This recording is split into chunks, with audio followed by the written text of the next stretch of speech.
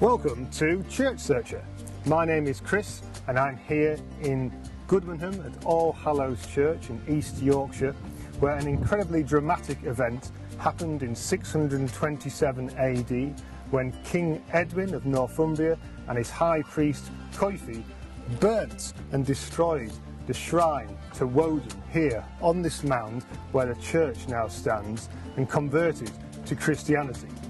So, grab your copy of Bede's Ecclesiastical History of the English People and come with me as we explore All Hallows Church, Goodmanham.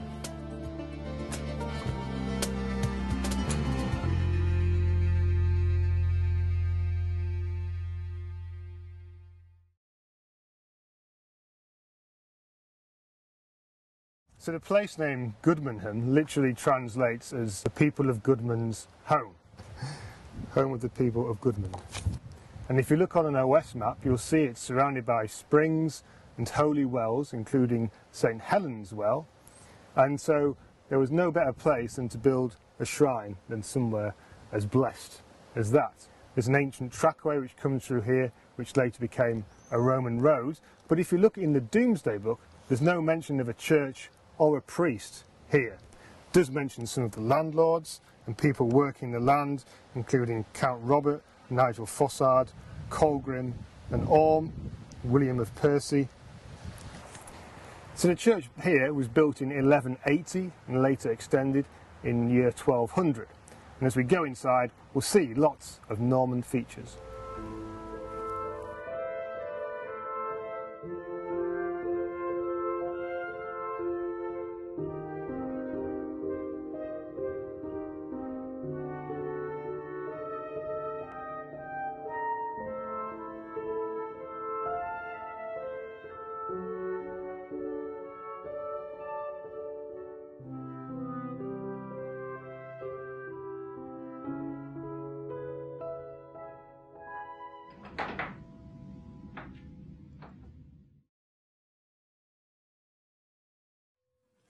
So there's loads of intriguing historical features here in this church, outside and in, the oldest of which is this 9th century Saxon font. It was actually discovered in a farmyard near here, being used as a drinking trough. But you can see where the latch lock would have been for the cover, and there's also the drainage hole down here where the water would have drained away. But you can see it's been quite heavily eroded around the top there where animals have been drinking. But clearly there was a Saxon church here before the Norman one was built itself. However, behind me here is the Tudor font that replaced this. So this font dates to 1530 and it's got two inscriptions around the top. The first one saying, "Without baptism no soul may be saved, of your charity pray for them." This font made Robert Clavering, Parson Robert Appleton. And at the bottom there's an inscription in Latin. Ave Maria, gra plena dus tectu, benedicta tu in mulieribus. Hail Mary, full of grace, the Lord is with thee, blessed art thou among women.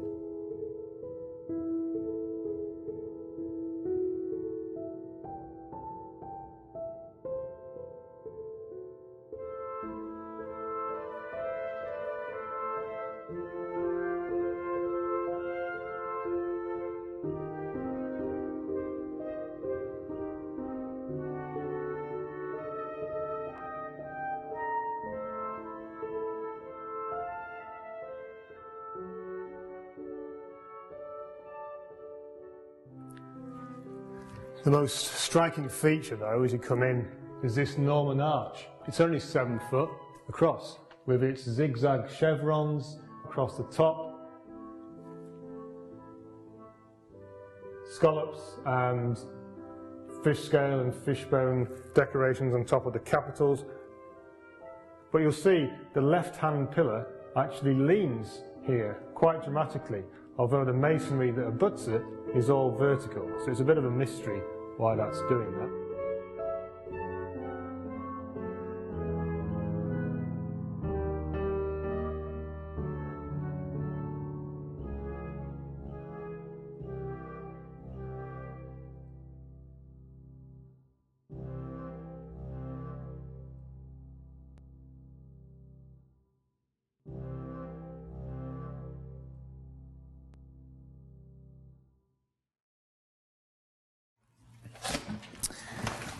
So it's the stained glass here in All Hallows Church which tells the story of the conversion of King Edwin and Coifi, along with Bede's ecclesiastical history of the English people.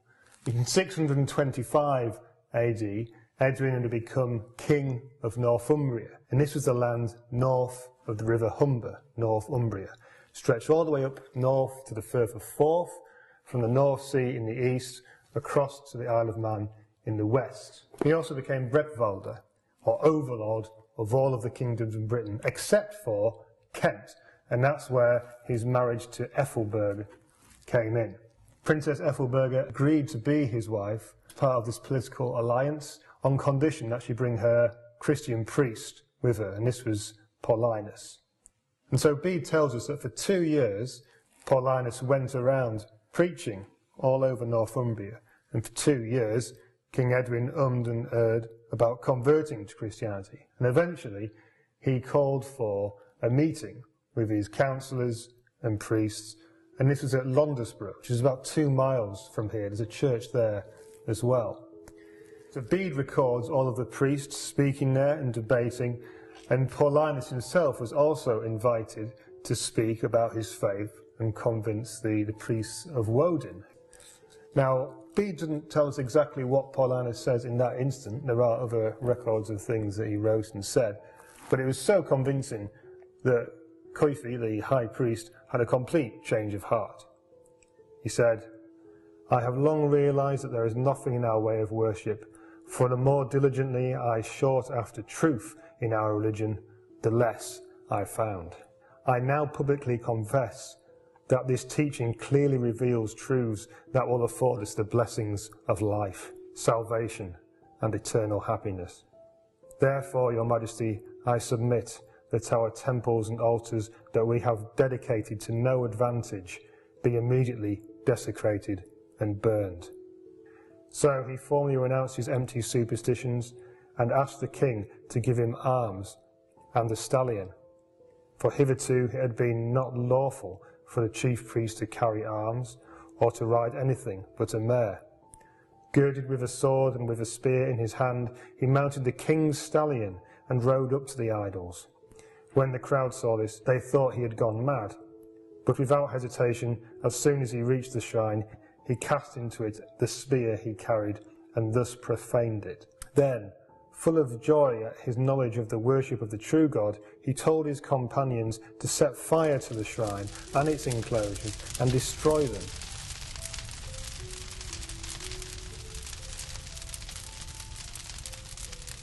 The site where these idols once stood is still shown, not far east of York, beyond the river Derwent, and is known today as Goodmanham.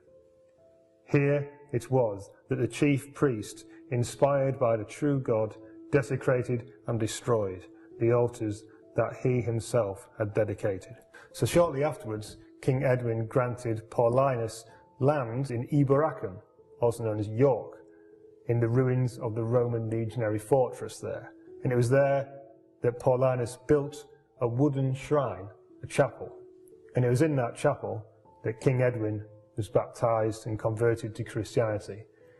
That chapel grew into a church and grew into a cathedral and is now known as York Minster.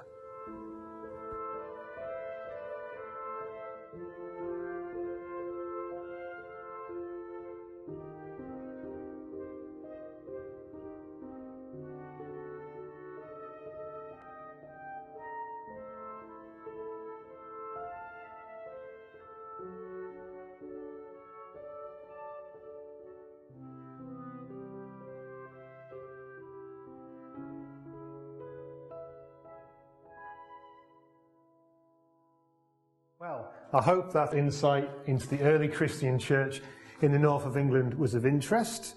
There's going to be plenty more stories like that to come. So please do think about liking this video, subscribing to the channel, and you can even leave a comment down below if you know of any churches that you think I should add to my list and visit. Well, I hope to see you soon, but until then, keep church searching.